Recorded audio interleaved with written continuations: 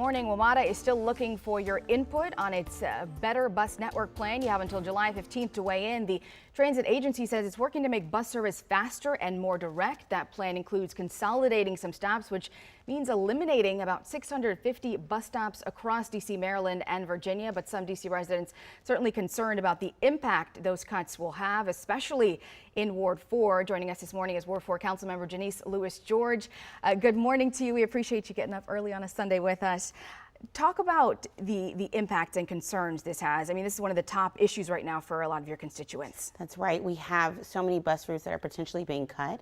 The E4, which is our east to west, which neighbors from Riggs Park to go all the way to Friendship Heights, they would have to be cut off or have to transfer.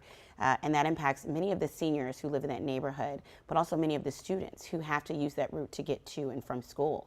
And that's the big thing, is a lot of our students rely on these. So we have cuts to things like the W45, the D34, D32. These are buses that students take from Shepherd Park Elementary School to get to Deal, to get to Wilson. And so these are buses where students would no longer be able to have that access to transportation.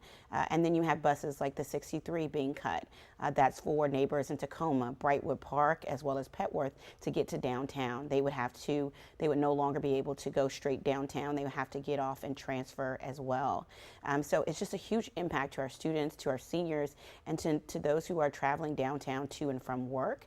And the potential devastation to our neighborhood as a result of these drastic cuts are just going to be felt wide.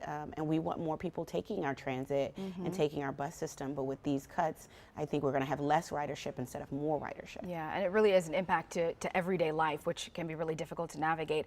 You guys just had a town hall on this with WMATA on Thursday. Walk us through kind of what the outcome was and what the biggest concerns were.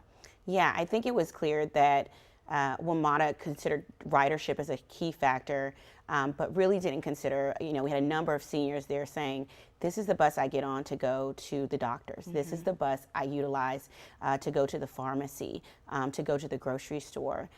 Did you consider my mobility in that, right? Because they're like, well, you can get off and you can transfer. For seniors, that transfer can make a huge difference in whether they're able to do that. And the same, parents students are on summer break. So many parents are not aware that potential bus routes that their children would use to get to and from school are potentially being cut. And while they're on summer break, something that as drastic as a bus cut could happen to the route that their students rely on within our community. And so our families are really asking for WMATA to really rethink some of the route cuts that they have made and really consider our seniors, our students, and those who are traveling to and from work. Yeah, and it's so important to have these town halls and so that people can voice these concerns. Again, you have until July 15th to weigh in with WMATA, because if they don't know about this, then kind of hard to make those changes. I do want to switch gears really quickly because we've got about 30 seconds left.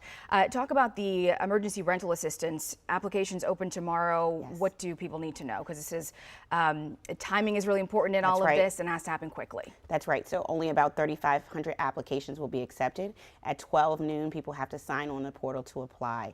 It usually goes out in about 3 or 4 hours. That's how much people need rental assistance. So I tell people to log on at 11:45 a.m.